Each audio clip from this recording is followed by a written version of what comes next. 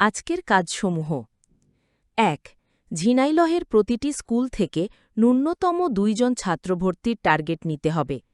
যেই স্কুলগুলো থেকে কোনো ছাত্রছাত্রী একেবারেই আসেনি সেগুলোতে আবার কল করতে হবে। ২ স্কুলগুলোর ডাটা গুগল শিটে আপলোড করতে হবে। ৩ প্রতিটি ছাত্রছাত্রীর তথ্য গুগল কন্ট্যাক্টসে সেভ করতে হবে। ৪ পলিটেকনিক ভর্তি কোচিংয়ের লিফলেটগুলো প্রেস থেকে নিয়ে আসতে হবে। ৫ প্রতিটি ক্লাসের ভিডিও ক্যাপচার করে সেগুলো বিভিন্ন গ্রুপ ও পেজে আপলোড করতে হবে। ৬ গতকালের পয়েন্টসমূহ আপডেট করতে হবে।